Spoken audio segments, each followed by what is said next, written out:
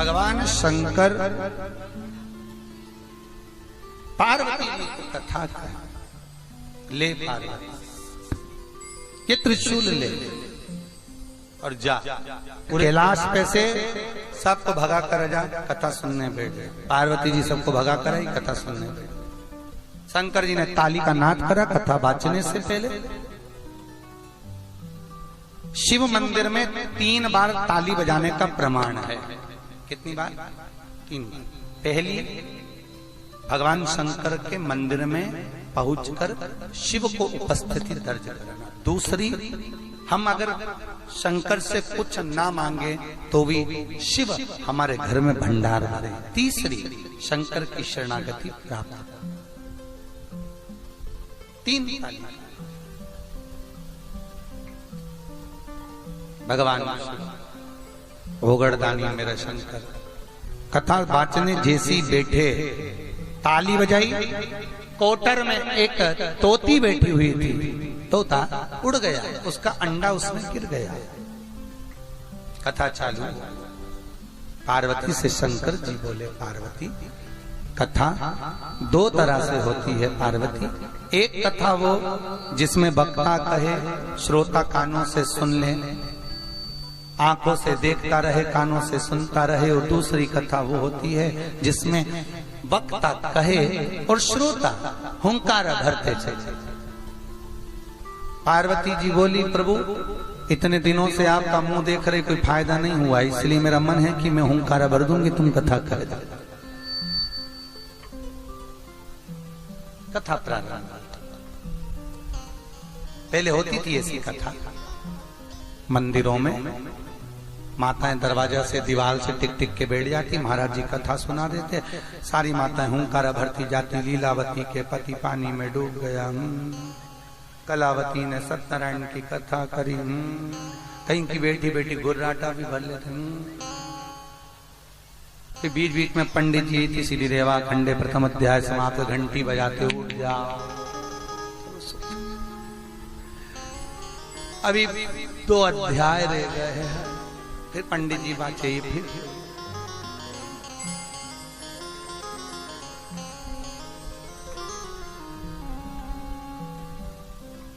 अच्छा ईमानदारी से बोलो, जो व्यक्ति कथा में सोता है ना, कथा में वो ही सोता है जो घर नहीं सोता है।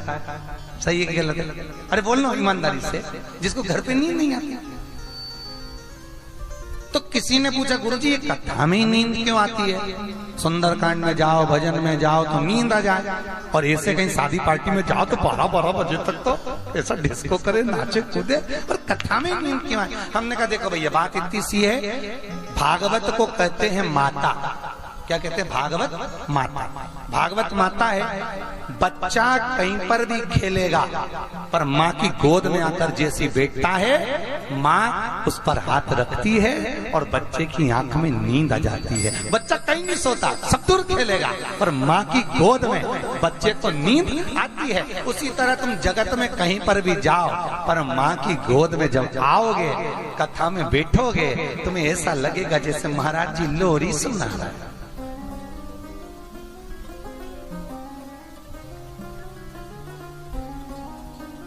पड़ोस मारी कोनी, उठ सो रही क्या? तो ऐसा क्या कर रही? भगवान भाग रहा तो बुला रही।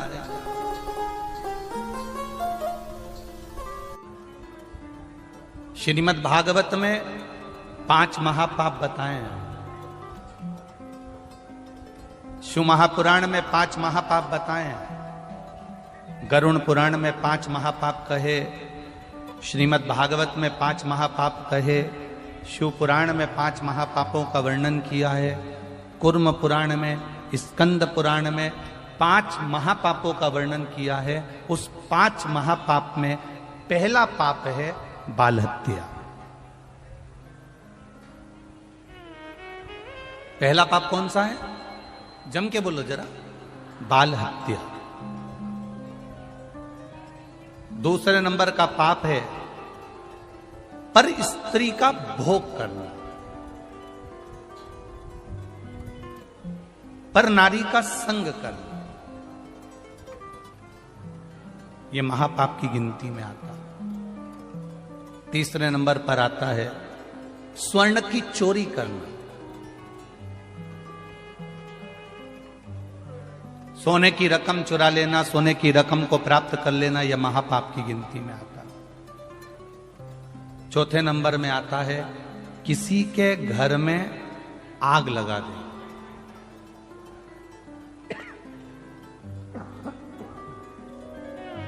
किसी के घर में आग लगा देना, यह महापाप की गिनती में आता है।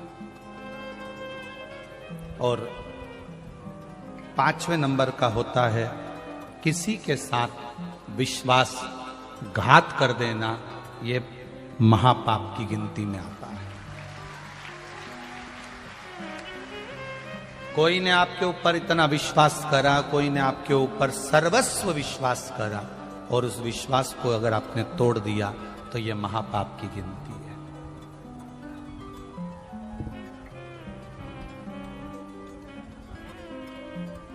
कितना पुण्य।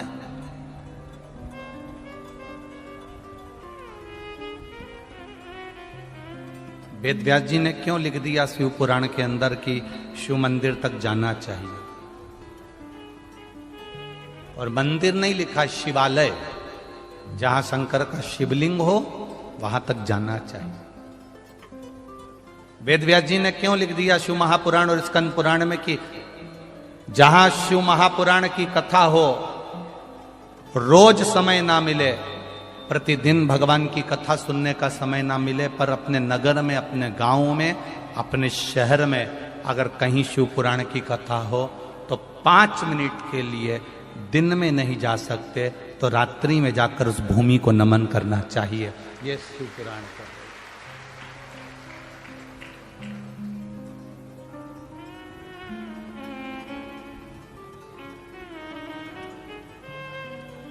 आपको कथा में कहा था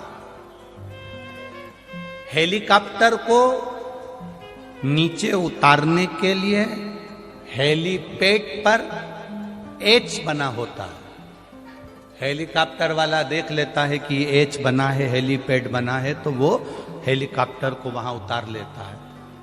वेद व्यास जी शिव पुराण में लिखते हैं जितने दिन तक शिव महापुराण की कथा जिस नगर में, जिस गांव में, जिस क्षेत्र में होती है, उतने दिन तक भोलेनाथ जी का हेलीपैड वही भूमि कहलाती है, नंदी वहीं उतरता है।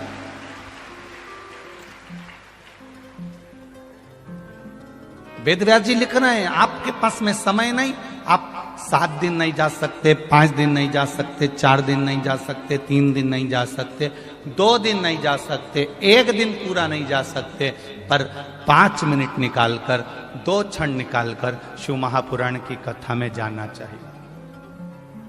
क्या होगा? स्कंद पुराण में वेद व्यास जी लिख रहे हैं, शिव महापुराण में वेद व्यास जी लिख रहे हैं, विद्येश्वर संहिता में वर्णन कर रहे हैं, जो भूलवश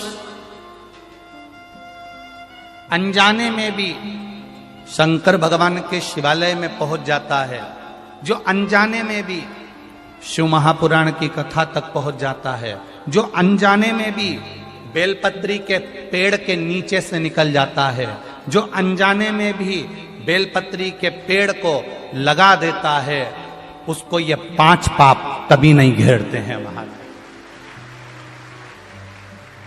उसको ये 5 महापाप कभी नहीं घेरते, वो पापों से मुक्त हो जाता। कौन कौन से महापाप बताएं? पहले नंबर पर बोलो, जम के बोलो, बाल हत्या। दूसरे नंबर पर है पर स्त्री गमन। तीसरे नंबर पर है स्वर्ण की चोरी। चौथे नंबर पर है किसी के यहाँ आग लगा देना। और 5वें नंबर पर है किसी का विश्वासघात कर जाना। ये 5 महापाप की गिनती में आते हैं।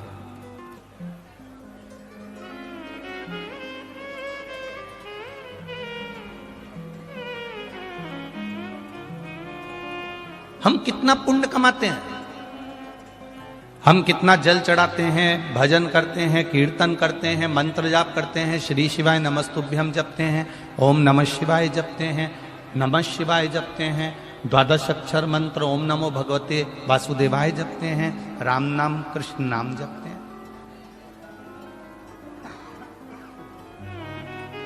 हम प्रतिदिन भगवान का भजन करते हैं और प्रतिदिन भगवान का भजन करते हैं तो हमारा पुण्य बढ़ाते हैं, पर हमको ये नहीं मालूम कि किसी के यहां पर बाल हत्या करी गई है। शिव महापुराण की कथा कहती है, स्कंद पुराण की कथा कहती है, जिसके यहां बाल हत्या हुई हो, जिसके यहां पर स्त्री का भोग किया जाता हो, जिसके यहां स्वर्ण की चोरी कर कर लाई गई हो, जिसने कभी किसी की यहां आग लगाई हो या किसी ने विश्वासघात किया हो, उसके घर का मात्र एक गिलास पानी पी लेते हैं तो ये 5 महापाप हमारे खाते में चले जाते हैं। यहां तक शिव पुराण कर। अब आपको कैसे मालूम पड़ेगा कि इनने बाल हत्या करी कि नहीं करी? अब आपको कैसे मालूम पड़ेगा कि इनके घर के लोगों ने कहीं आग लगाई कि नहीं लगाई? अब आपको कैसे मालूम पड़ेगा कि इनने कहीं विश्वासघात करा है क्या? आपको कैसे मालूम पड़ेगा कि यहाँ का इनके घर का पुरुष पर स्त्री गमन करता है क्या, या स्वर्ण की चोरी करता है, या सोने की चोरी करी है क्या? आपको कैसे मालूम पड़ेगा?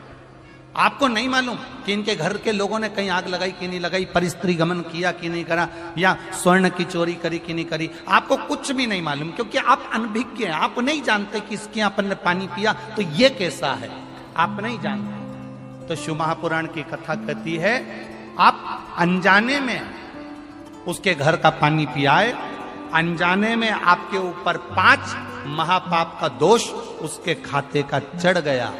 पर आप अगर रोज शिव के मंदिर जा रहे हो, शिवालय जा रहे हो, या 5 मिनट भी श्री शिवाय नमस्तुभ्यम बोल रहे हो, तो ये समझ लेना कि हमने भले उसके घर का पाप लियाए थे, पर उसको हमने वापिस भगवान के चरणों में जाकर साफ कर दिया। उस महापाप को हमने समाप्त कर दिया।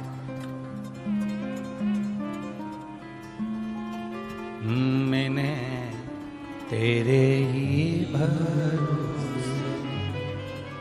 बाबा, तेरे ही भरोसे हवा विच उड़ती जावागी बाबा, डोर हथो छड़ी नाम कड़ी जावागी। भोले मैं तेरी पतंग, शंभो मैं तेरी पतंग, हवा बिच उड़ती जावांगी बाबा, डोर हथो छड़ी नाम कड़ी जावागी। आपको नहीं मालूम कि आपने उसके घर का पानी पी लिया।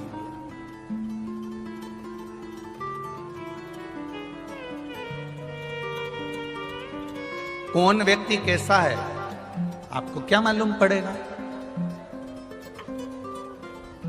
हम छत्तीसगढ़ में आए, आप मध्य प्रदेश में आए, कोई उत्तर प्रदेश गया, कोई बिहार गया, कोई उत्तराखंड गया, कोई दिल्ली गया, कोई महाराष्ट्र गया, उसको क्या मालूम कि कौन व्यक्ति कैसा? उसको मालूम ही नहीं। वो तो भजन में लगा हुआ है, वो तो स्मरण में लगा हुआ है, वो तो भक्ति में लगा हुआ है, भगवत नाम में लगा हुआ है, कीर्तन में लगा हुआ है, मंत्र जाप में लगा हुआ है, नाम जाप में लगा हुआ है। और जब अपनी भक्ति में वो रमा हुआ है, अपने भजन में वो रमा हुआ है, अपने कीर्तन में वो रमा हुआ है, अपने स्मरण में रमा हुआ है, और कोई ऐसा व्यक्ति जो महापापों की गिनती में आया है और उसके हमने जल ग्रहण भी कर लिया, तो हम अगर शिव के द्वार जा रहे हैं, हम भगवान के मंदिर जा रहे हैं, हम शिवालय जा रहे हैं, तो उन महापापों से हमारी मुक्ति हो रही है। जानकारी पसंद आई होगी तो वीडियो को लाइक और चैनल को सब्सक्राइब कर देना और कमेंट बॉक्स में जय महाकाल लिखना ना भूले।